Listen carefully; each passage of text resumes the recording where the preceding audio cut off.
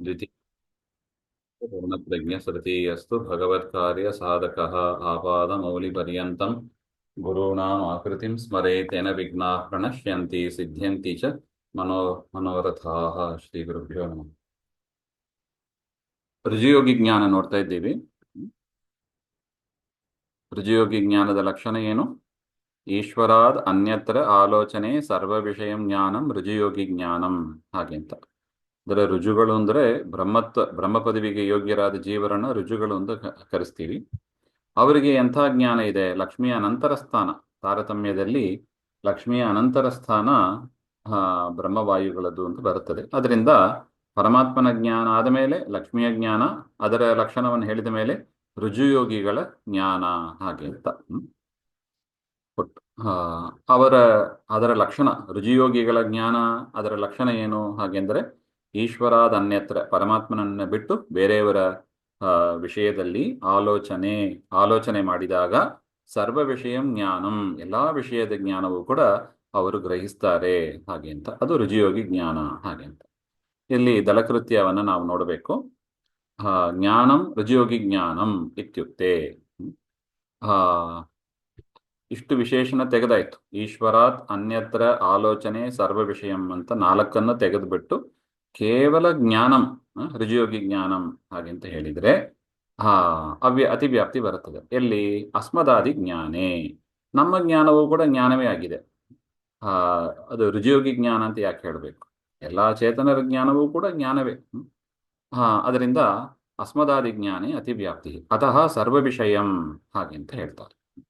ಸರ್ವ ವಿಷಯಂ ಅದರಿಂದ ಅಸ್ಮದಾದಿ ಜ್ಞಾನದಲ್ಲಿ ಬರೋದಿಲ್ಲ, ಅತಿವ್ಯಾಪ್ತಿ ದೋಷ ಬರೋದಿಲ್ಲ. ಯಾಕೆ? ನಮ್ಮ ಜ್ಞಾನ ಏನಲ್ಲ, ಸರ್ವ ವಿಷಯವಾದದ್ದಲ್ಲ. ಜಗತ್ತಿನಲ್ಲಿ ಏನೇನಿದೆಯೋ ಚೇತನರು ಜಡರು ಅಂತ, ಪರಮಾತ್ಮನನ್ನು ಬಿಟ್ಟು ಅಂತ ಬೇಕಾದ್ರೆ ಇಟ್ಟುಕೊಳ್ಳೋಣ. ಸರ್ವ ವಿಷಯಂ ಅಂದ್ರೆ ಎಲ್ಲದರ ಜ್ಞಾನವೂ ಕೂಡ ಇದೆ ನೋಡಿ. ಎಷ್ಟು ದೊಡ್ಡ ಒಂದು ಜ್ಞಾನ ನೋಡಿ. ಅದಕ್ಕೆ ಪೂರ್ಣ ಪ್ರಜ್ಞರು ಅಂತ ಹೇಳೋರು. ಸರ್ವ ವಿಷಯಂ ಜ್ಞಾನಂ ರುಜಿಯೋಗಿ ಜ್ಞಾನಂ ಹಾಗೆ ಅಂತ ಆಯ್ತು. ಅಷ್ಟಕ್ಕೆ ಹೇಳಿದರೆ ತಾವದ್ಯುಕ್ತೆ ಈಶ್ವರ ಜ್ಞಾನೇ ಅತಿವ್ಯಾಪ್ತಿ.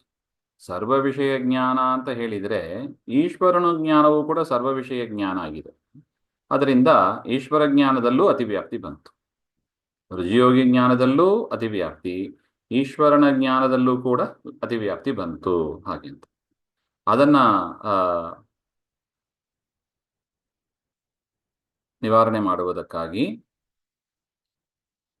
ತಪ್ಪಿದೆ. ತಾವದ್ಯುಕ್ತೆ ಈಶ್ವರ ಜ್ಞಾನೇ ಅತಿವ್ಯಾಪ್ತಿ ಅತಃ ಸರ್ವ ವಿಷಯಮಿತಿ. ತಾವದ್ಯುಕ್ತೆ ಈಶ್ವರ ಜ್ಞಾನೇ ಅತಿವ್ಯಾಪ್ತಿ.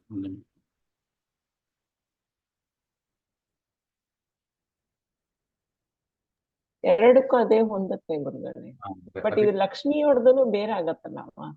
ಅದು ಒಂದು ಲಕ್ಷ್ಮಿಯೊಡ ಜ್ಞಾನನು ಅವ್ರಿಗೆ ಫುಲ್ ಇರುತ್ತವ ಆಲೋಚನೆ ಮಾಡಿದ್ರ. ಹೌದು, ಲಕ್ಷ್ಮಿಯ ಜ್ಞಾನವೂ ಕೂಡ ಬಂದ್ಬಿಡುತ್ತೆ. ಆಲೋಚನೆ ಮಾಡಿದರೆ ರುಜಿಯೋಗಿಗಳಿಗೆ ಬಂದ್ಬಿಡುತ್ತೆ.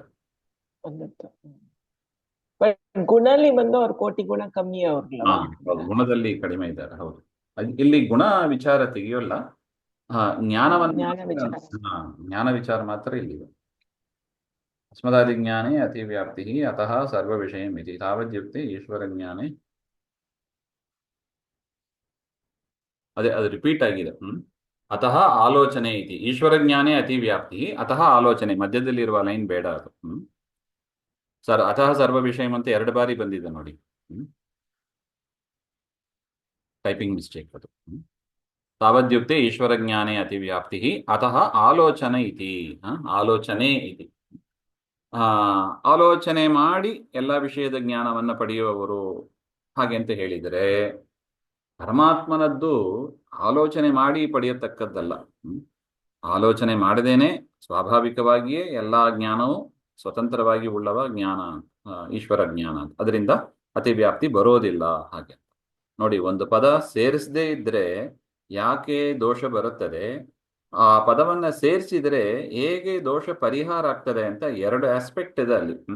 2 ಆಸ್ಪೆಕ್ಟ್ ಅನ್ನು ನಾವು ಹೇಳಬೇಕು. ನಾವು ಸೋಫಾರ್ ಯಾವ್ದು ನೋಡ್ಕೊಂಡ್ ಬಂದಿದ್ದೀವಿ ಲಕ್ಷಣಗಳು ಅಂತ, ಎಲ್ಲದರಲ್ಲೂ ಹಾಗೆ ಒಂದು ವಿಶೇಷಣ ಸೇರಿಸಿದ್ರೆ ಒಂದು ದೋಷ ಪರಿಹಾರ ಆಗ್ತದೆ.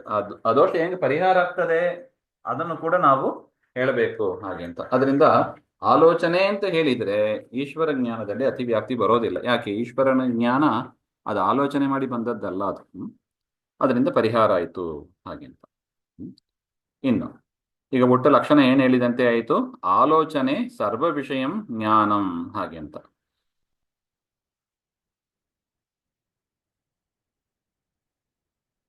ಅದರಿಂದ ಆಲೋಚನೆ ಮಾಡಿದರೆ ಎಲ್ಲಾ ವಿಷಯ ಜ್ಞಾನವು ಬಂದ್ಬಿಟ್ರೆ ಅಸಂಭವ ದೋಷ ಬರ್ತದೆ ನೋಡಿ. ತಾವದ್ಯುಕ್ತೆ ಅಸಂಭವ.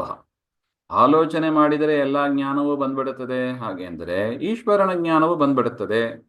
ಆದರೆ ಹಾಗಿಲ್ಲ. ನಮ್ಮಲ್ಲಿ ಪ್ರಮಾಣಗಳ ಪ್ರಕಾರ ಲಕ್ಷ್ಮೀದೇವಿಗೂ ಕೂಡ ಈಶ್ವರನ ಜ್ಞಾನ ಸಂಪೂರ್ಣ ಇರೋದಿಲ್ಲ.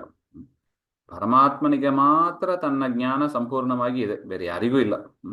ಅದರಿಂದ ಆಲೋಚನೆ ಸರ್ವ ವಿಷಯಂ ಜ್ಞಾನಂ ರುಜುಯೋಗಿ ಜ್ಞಾನಂ ಅಂತ ಹೇಳಿದರೆ ಈಶ್ವರನ ಜ್ಞಾನದಲ್ಲಿ ಅಂದರೆ ಅಸಂಭವ ದೋಷ ಬರುತ್ತದೆ. ಯಾಕೆ?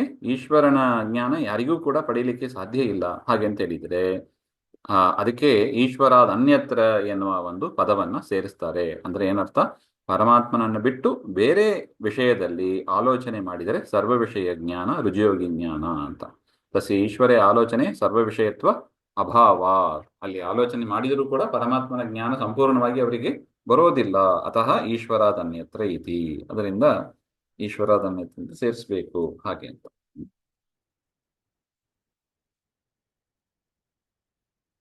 ತದ್ವಿವಿಧಂ ಹಾಗೆ ಅಂತ. ಆ ರುಜಿಯೋಗಿ ಜ್ಞಾನ ಎರಡು ವಿಧವಾಗಿದೆ. ಸ್ವರೂಪಂ ಮನೋವೃತ್ತಿ ರೂಪಂ ಚ ಇತಿ. ಸ್ವರೂಪಭೂತವಾದ ಜ್ಞಾನ ಅಂತ ಇದೆ, ಮನೋವೃತ್ತಿ ರೂಪವಾದ ಜ್ಞಾನ ಅಂತ. ಸ್ವರೂಪಭೂತ ಅಂದ್ರೆ ಅದು ಜೀವನ ಸ್ವರೂಪದಲ್ಲೇ ಸೇರಿರುವ ಒಂದು ಜ್ಞಾನ. ಮೋಕ್ಷದಲ್ಲಿ ನಮಗೆ ಅಥವಾ ಬ್ರಹ್ಮಾದಿಗಳಿಗೆ ಯಾವ ಜ್ಞಾನ ಇರುತ್ತದೆ? ಸ್ವರೂಪದಲ್ಲಿ ಏನಿದೆಯೋ ಆ ಜ್ಞಾನವೇ ಇರುತ್ತದೆ. ಈಗ ಸಂಸಾರಾವಸ್ಥೆಯಲ್ಲಿ ಸ್ವರೂಪದ ಜ್ಞಾನ ಅಭಿವ್ಯಕ್ತ ಆಗೋದಿಲ್ಲ.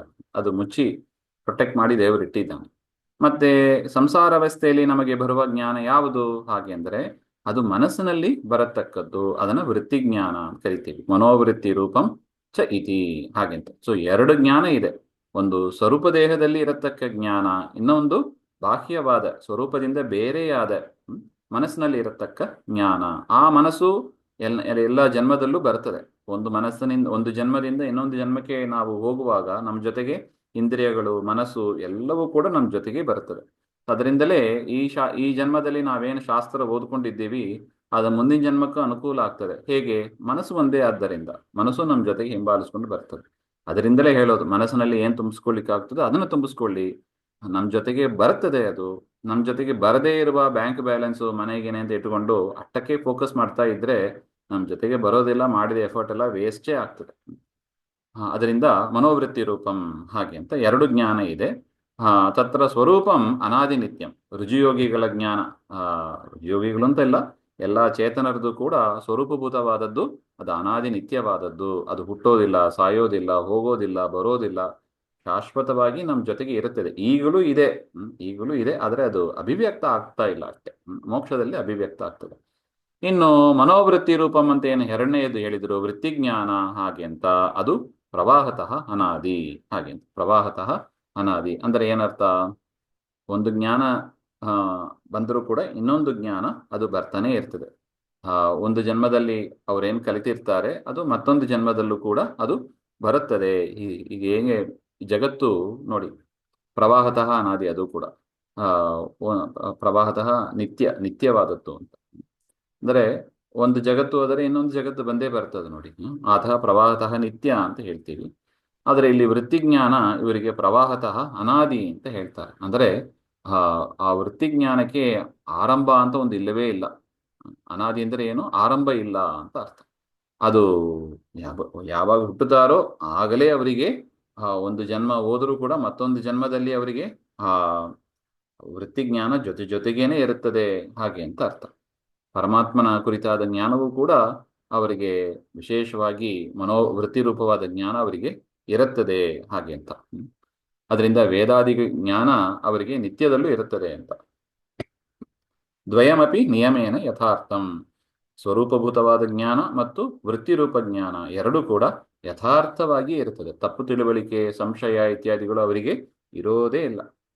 ನಿಯಮೇನ ಯಥಾರ್ಥವಾಗಿ ಇರುತ್ತದೆ ಅಂತ ಇಷ್ಟು ವಿಚಾರ ರುಜಿಯೋಗಿ ಜ್ಞಾನ. ಅದಾದಮೇಲೆ ತಾತ್ವಿಕ ಯೋಗಿ ಜ್ಞಾನ ಅಂತ, ಅದು ಮತ್ತೆ ನೋಡೋಣ. ಶ್ರೀಮದ್ ಗುಹಾಂತರ್ಗತ ಶ್ರೀಕೃಷ್ಣ ಅರ್ಪಣಮಸ್ತು. ಶ್ರೀಹರಿ.